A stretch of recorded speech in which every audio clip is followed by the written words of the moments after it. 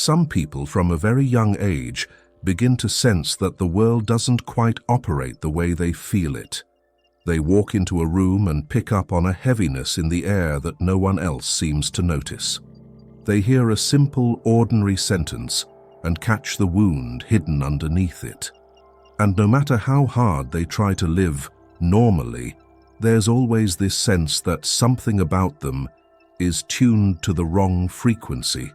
Not everyone understands what it's like to constantly scan for shifts in tone, to measure every expression, every small change in someone's behavior, just to avoid stepping into something unexpected.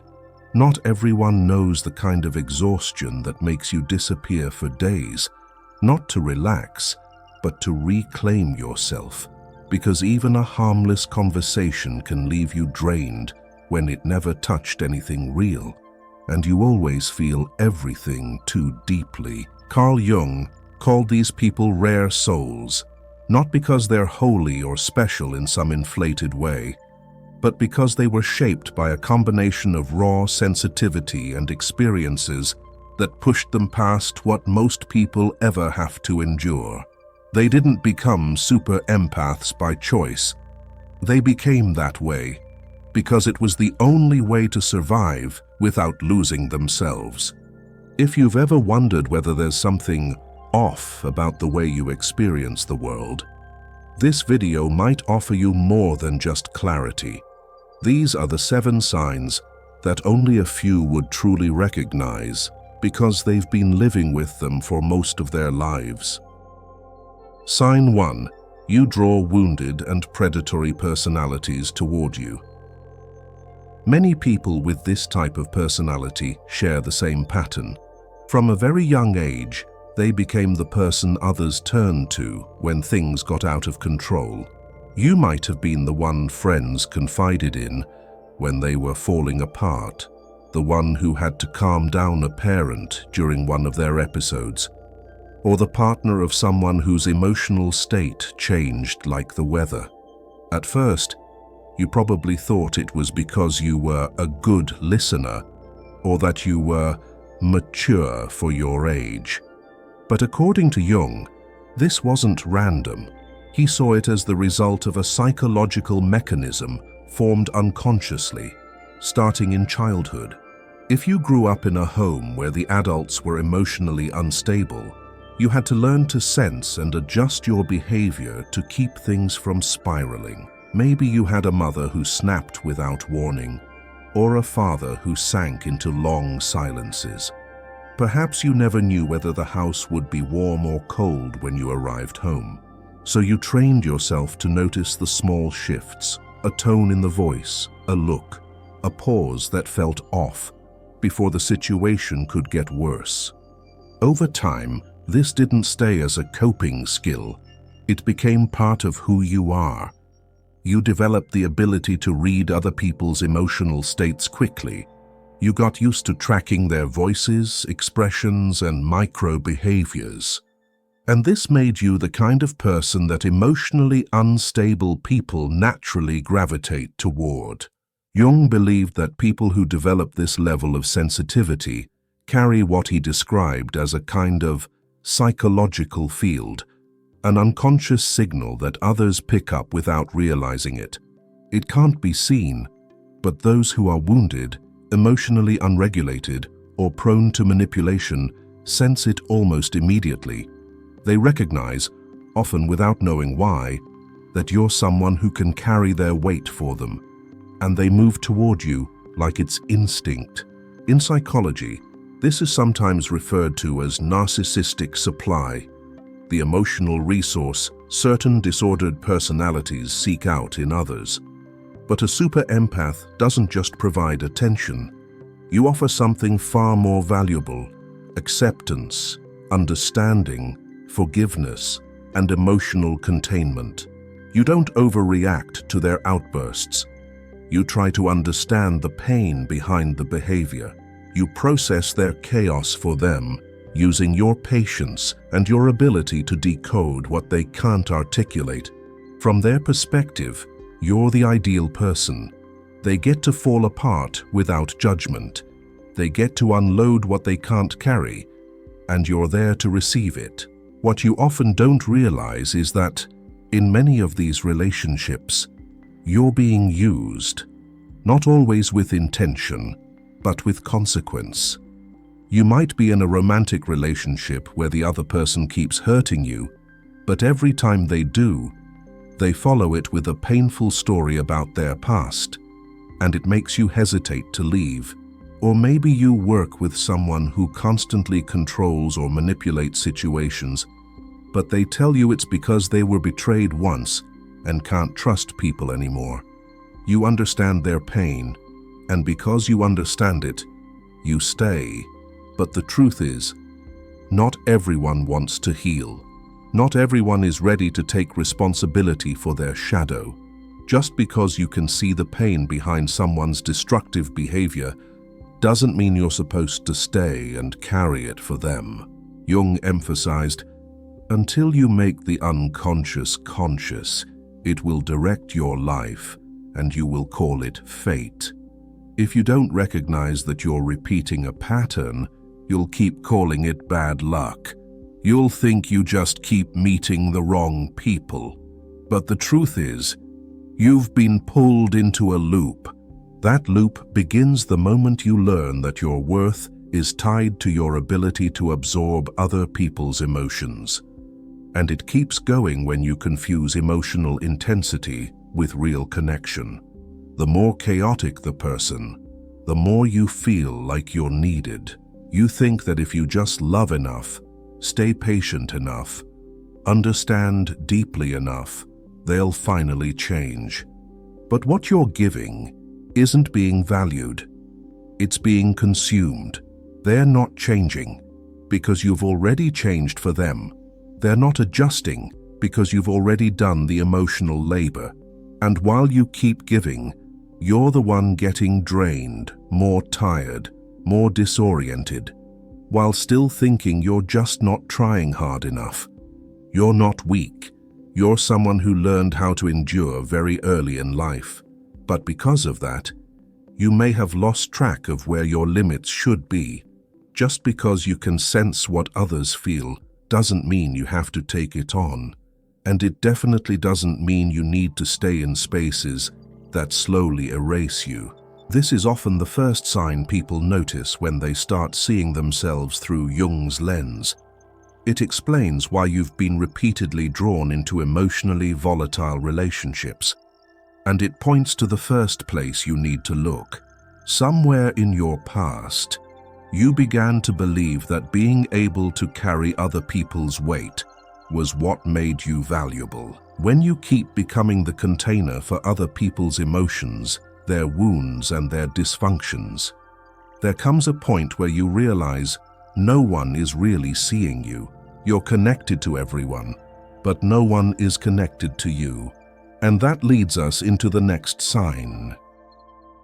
Sign 2. You relate deeply, yet feel rarely met. After a long enough time of carrying other people's emotions, you start to notice a feeling that's hard to put into words. You're present in many people's lives, but they're not really present in your inner world. They thank you for listening, for understanding, for helping them through hard moments. But when it's your turn to need someone who can do the same for you, very few stay long enough. It's not because you don't share. It's because when you say something that matters, they often don't know how to respond. Some try to give advice, even though you didn't ask. Others change the subject because they're uncomfortable. Most go silent, not out of deep reflection, but because they're unsure what to do. Over time, you realize the relationship isn't shallow, but the depth always comes from your side, not from both. You can be in a room full of people you know, or in a long-term relationship, and still feel like you're sending out a signal on a frequency no one else is tuned into. It's not about differences in lifestyle or values. It's about the way you process things. You pick up layers of meaning in a simple sentence. You sense subtle shifts in the emotional atmosphere. And when you try to share those things, the other person often doesn't even realize they happened. It's like describing a room to someone who only glanced at it. You talk about the painting on the wall, the way the light hits the floor, and the faint noise coming from the hallway downstairs.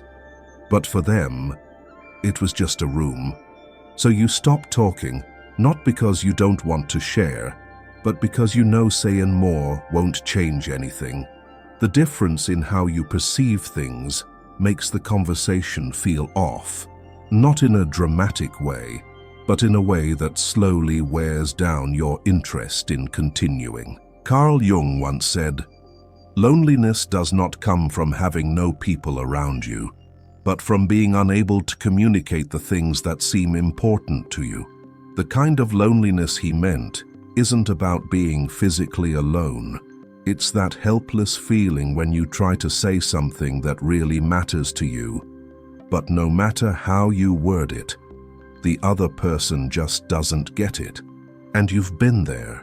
You've opened up to people you thought were close enough. You talked about something that weighed on you, a thought that kept circling in your head, a discomfort no one else noticed but you couldn't ignore. Most of the time, the reply was a quick attempt to comfort you, or some reasonable advice that didn't really land. Someone might have tried to fix you with their response. Someone else might have jumped into their own story to show they'd been through the same. But rarely did anyone pause and say, "I don't know what to say, but I'm here. Keep talking." Eventually, you realize that even in your closest relationships, not everyone has the capacity to meet you where you are. Just because they care, text you, check in, or spend time with you doesn't mean they understand the way your mind and emotions actually work. And that gap between what you give and what you get makes you tired, not the usual kind of tired. It's the kind that comes from holding yourself up while still holding space for everyone else. Plenty of people can spend hours talking to you about their struggles, but the moment you say something that reveals your own inner mess, they either steer the conversation elsewhere or tell you not to overthink. It sounds like concern, but it makes you feel like you're being too much, even when you were just being honest.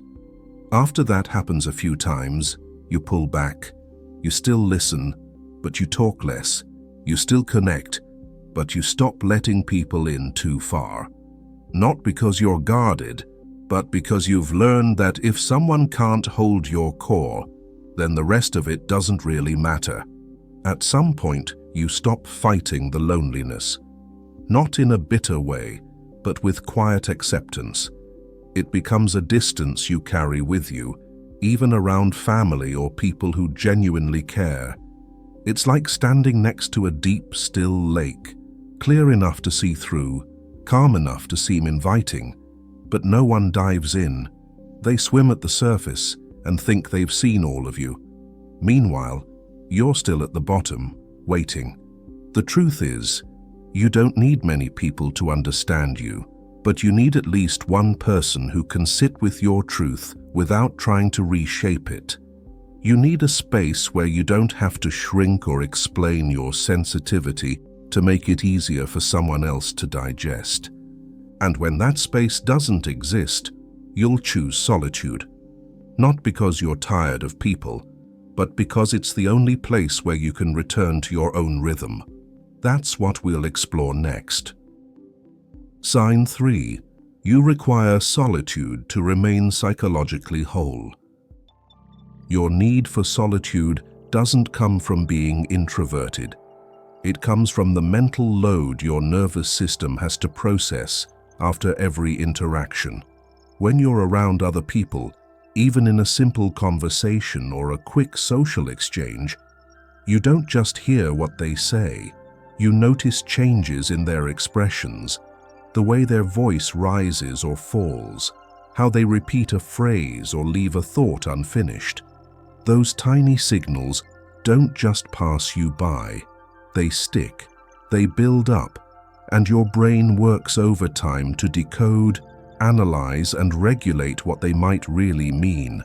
It's like sitting in a room made entirely of mirrors, with every person around you reflecting a piece of their emotional state back at you, without realizing you're seeing all of it at once. They might talk about something minor, but your internal system has already opened layers of memory, connection, comparison, and quiet warning. You don't do it on purpose, and sometimes you wish you could stop. But that's how your brain and body were shaped early on, to survive in emotionally unpredictable environments. Carl Jung once said, "In all chaos, there is a cosmos, in all disorder, a secret order." But to see the structure hidden inside that chaos, the observer needs enough quiet space to truly notice. If you don't have time alone, the emotional traces others leave in you don't get sorted out. They don't leave your system, and little by little, you start living in a mix of what you actually feel and what you've accidentally absorbed from other people. There are moments when you walk out of a conversation that felt light on the surface, but you come away heavy, unsure why you're so drained. You sit down, do nothing, and only hours later do you realize you're carrying someone else's emotional weight. The person who told you a story they thought they had already processed, but whose tone and tension said otherwise. They spoke calmly, but your body picked up something their words didn't say. And when the conversation ended, they felt better, but you walked away as if you'd just run a long distance in someone else's shoes. Solitude, for you, isn't about disconnecting from the world. It's the necessary time you need to return what was never yours. Without that space, your mind starts to blur. Over time, you lose track of what you actually want, what you really feel, which choices are your own, and which ones are reactions based on someone else's emotional state. This loss of boundary doesn't happen all at once. It builds slowly, through each moment where you adjust, accommodate, try to understand, and end up unsure of how you truly feel.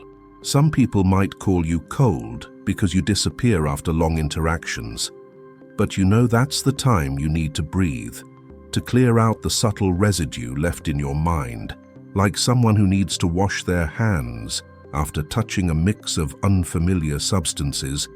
You need to wash your inner space to make sure you're not carrying the emotional scent of others for too long. If you don't, everything you think, say, or decide afterward won't really come from you. It'll be shaped by everything you've absorbed. The truth is, the more sensitive you are, the more space you need to return to your own center. And there's nothing wrong with that. It's a necessary form of regulation when you live with a highly reactive nervous system. Realizing that you need solitude not to fall apart isn't a sign that something's wrong with you. It's a sign that you finally learned your limits. And the more clarity you hold inside, the easier it is to notice something else.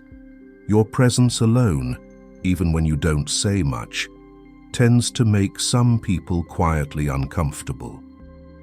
Sign 4. Your presence quietly unsettles others. There have been times when you walked into a room and did nothing out of the ordinary, yet the atmosphere shifted in a way that's hard to explain. Someone who was speaking suddenly paused, another person started checking their phone, and someone else became overly friendly for no clear reason. Even without saying much, you could sense a subtle tension from others, something unspoken, but definitely there. After these kinds of interactions, people often say things to you they hadn't planned on sharing, and then a few days later their tone or behavior toward you begins to shift. The discomfort you seem to cause doesn't come from anything you do directly, but from something harder to name. People feel like the mask they usually wear isn't working around you. Being near you, they sense parts of themselves showing through, parts they hadn't prepared to reveal. Not because you're exposing them on purpose, but because you don't play along with the performance. And that creates a kind of imbalance. When they don't get the usual validation from you, they start to question the image of themselves they're trying to maintain. Carl Jung once wrote, "The privilege of a lifetime is to become who you truly are. But to do that, people need to feel safe enough to take off what they've always used to hide. Your presence, often without intention, brings them closer to that edge. And not everyone is comfortable standing in front of the truth without anything left to cover themselves." If you've ever been the one someone called in a moment of panic, confusion, or crisis, then you might also know the quiet rejection that can follow once they've regained their footing. When they were breaking down, you were the only person they trusted to hold space for the mess. But when they started to rebuild, they pulled back. Not because you had changed, but because they didn't want to be seen that deeply again. You became the person they called at 2 a.m., but forgot to invite to the birthday party. Something is interesting here, and if you look back, you might notice it. You're often cast in a role that no one names out loud. The one who witnesses the most raw, conflicted, or unfiltered version of someone else. Even when they know you don't judge them, something in them still feels exposed, like you've read pages from a journal they accidentally left open. That sense of being read often triggers people to pull away, not out of anger, but out of embarrassment that they hadn't meant to be so visible. It's a bit like you unintentionally lit up a corner of the room someone had gotten used to keeping dark. They don't blame the light, but they'd rather it didn't stay on too long. And what they don't realize is that you're not carrying a flashlight. It's simply the way your presence works. Without asking questions or making demands, you somehow lead people to become more aware of the gap between what they're showing and what they're actually feeling. Here's something I want you to check for yourself. In how many situations have you been told that you're too intense or too serious just because you didn't join in on the collective pretending? If you've ever sat through a loud, light-hearted conversation and kept quiet, only to be labeled as the one who brought the mood down, try looking back on what you were sensing at that moment. Did something feel off to you? Did it seem like the energy in the room was more surface level than honest? If yes, then try leaving a comment below. Share one thing you once noticed about someone that they probably didn't expect you to see. No explanation needed. The people who get it will know exactly what you mean. The discomfort you bring isn't about being threatening. It's about how your presence naturally confronts people with a question they might be avoiding. Are they really being themselves? Which is why the next sign becomes obvious. You don't stop at surface-level emotion or behavior. You see the structure underneath. You see through the masks that most people wear to protect their sense of self. And even if you don't mean to, it still happens.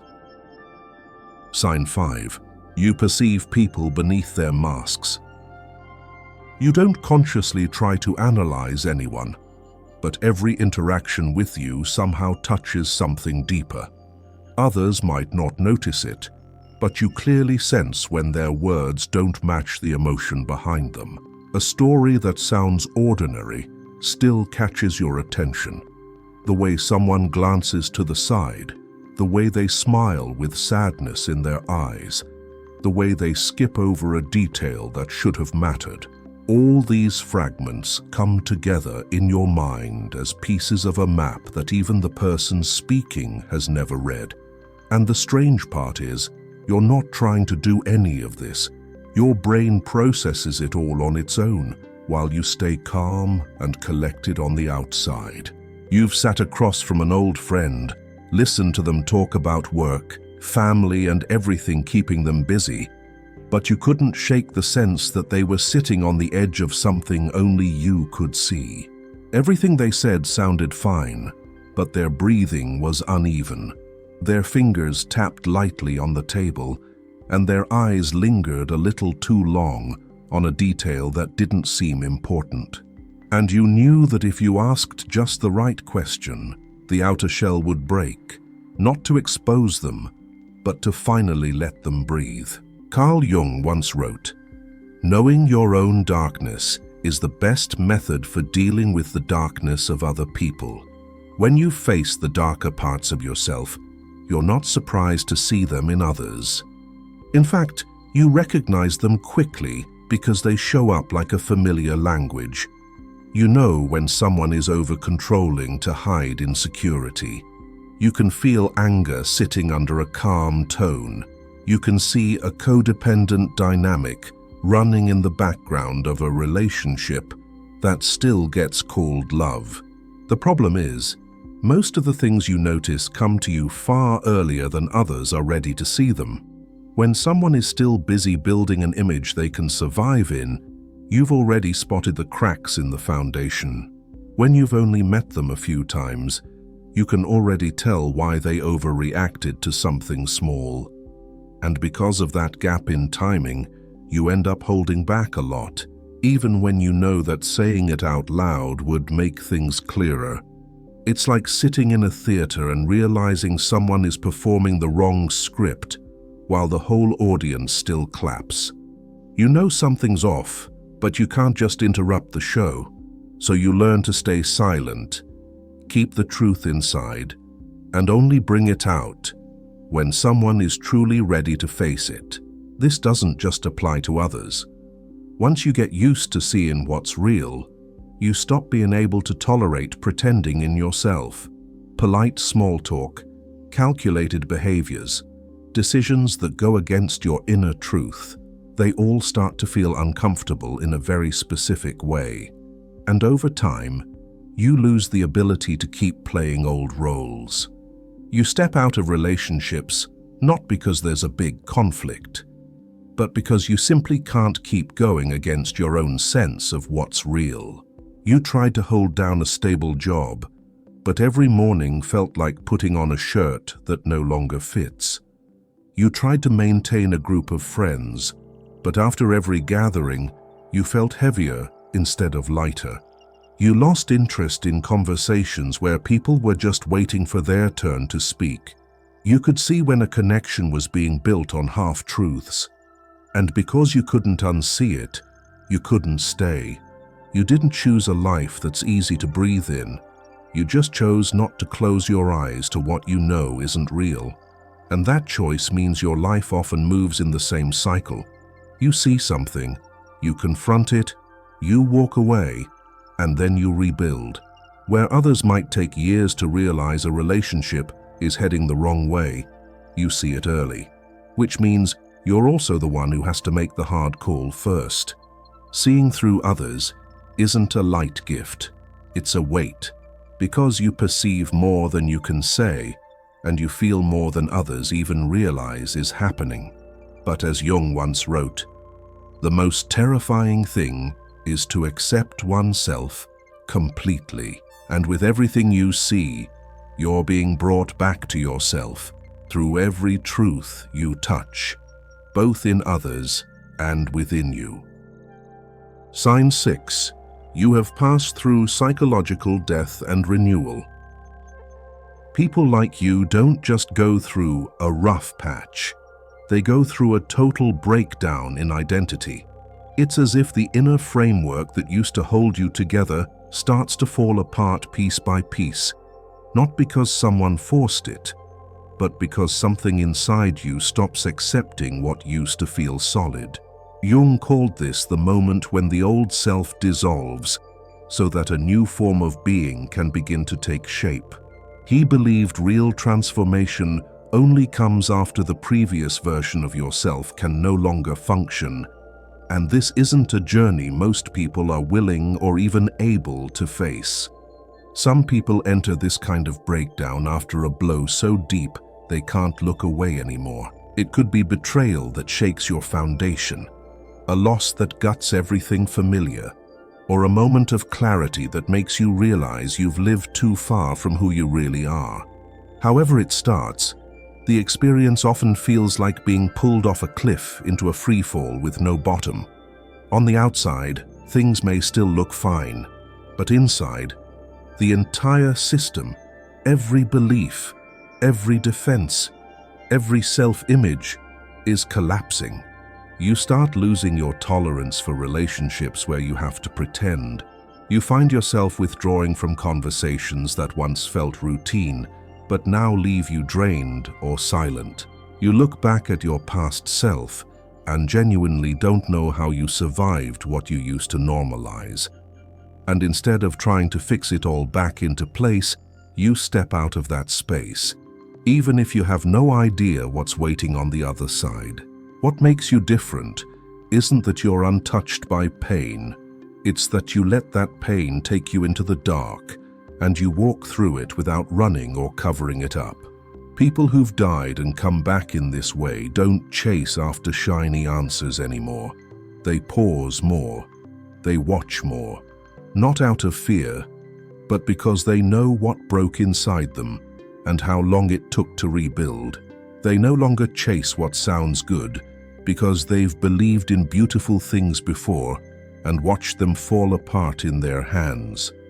When you return from that kind of death, you're not some upgraded version like a self-help success story. You're someone who now sees where your lines are, who knows the cost of being real, and who can no longer stay in spaces that don't match who you've become. You slow down, not because you're unmotivated, but because you've learned some things can only be understood when you let yourself feel them all the way through. You stop trying to explain yourself to people because you remember that even you didn't understand yourself until everything fell apart. And there's a different kind of silence that comes after you've crossed that kind of threshold. It's not the silence of suppression. It's the quiet of someone who's walked alone through something most people never see and returned with new eyes. You start noticing who's still pretending, who's still lost, who's barely holding it together, and you don't judge them. You understand that unless they've broken, they won't understand why you no longer live the way you used to. Then one day, you look in the mirror and that older version of yourself is gone. The one who kept holding it in to make others feel comfortable. The one who kept explaining to be accepted. The one who kept trying to return to something that was already over. You can still feel sadness. You can still lose your way. But now, you know how to rebuild even when you're standing in the rubble. And from there you start to understand something hard to put into words. To truly become yourself, you may have to let go of everything that once helped you survive. And that isn't failure. It's a rite of passage, one that only people like you, super empaths, are sensitive enough and strong enough to walk through. Sign 7. You encounter the shadow without losing yourself. Carl Jung once said, "One does not become enlightened by imagining figures of light, but by making the darkness conscious." What he meant is that real clarity doesn't come from trying to be good, but from having the courage to name the parts of yourself you used to deny. It sounds simple, but in reality, it's an uncomfortable and gritty process. It's not easy to admit you've felt jealous, that you've tried to control others, that there were times you didn't want to forgive, or that you secretly wanted to be above someone else. It's even harder when people around you see you as someone mature, someone who always understands. The more others believe in your compassion, the more pressure you feel to maintain that image, to the point where you stop allowing yourself to admit that you too have dark moments. There are times when you don't have any option left but to sit down and face yourself. It feels like being locked in a room with a single harsh light shining straight from the ceiling. And in that light, everything you've been avoiding shows up in full detail. The things you said just to be liked, the relationships you held on to not out of love, but out of fear of losing your role, the decisions that looked noble, but were actually driven by a sense of inadequacy. No one forces you to see these things, but once you do, you can't pretend you didn't. Once you learn to call your darkness by its real name, you start recognizing that others have their own darkness too. Not to judge them, but to understand that a lot of behavior doesn't come from evil, it comes from pain. And because you've touched your own pain, you're able to sit with someone else while they're angry, broken, or overwhelmed, without demanding that they clean it up for your comfort. You don't need them to be better right away, but you also don't allow yourself to get pulled under if they're not willing to take responsibility for themselves. It's like you've trained in emotional first aid. You no longer panic when someone bleeds in front of you. Your hands stay steady when helping with emotional wounds. But you've also learned when it's time to step back if the person you're helping refuses to cooperate in their own healing. You understand that not everyone who's hurting actually wants to heal. Some use pain to manipulate. Some turn their helplessness into a way to control others. And you know that kindness without limits eventually becomes something others learn to exploit. As you grow more solid inside, you stop reacting to everything you notice. Not because life has gotten easier, but because you've let go of the illusion that you can save someone just by being there for them. You still carry compassion, but now it comes with boundaries. You don't step into someone's darkness if it requires you to abandon yourself. You're no longer trying to prove anything. You've realized that being able to stay kind, even after knowing how complicated and contradictory people can be, is worth far more than any version of yourself you once tried to maintain. And strangely, this doesn't make you cold or distant. It makes you safe, because people can be fully themselves around you without fearing judgment, and without being indulged either. You don't need recognition for that.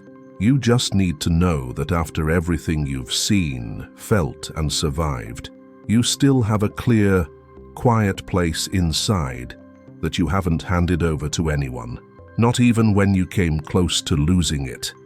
That's what makes you rare. Not because you're perfect, but because you're still intact. This might make you feel out of place because the way you experience things isn't like anyone else. You need more quiet than most. You need relationships that can truly listen. You need spaces where you don't have to shrink yourself just to fit into what others can handle. But once you understand and respect how you're built, something else becomes clear. You don't need to do anything special to help others. Just showing up as who you really are already creates a kind of space where the person in front of you starts to see themselves more honestly. That's not a superpower. It's what naturally happens when someone has dared to go deep enough into their own truth.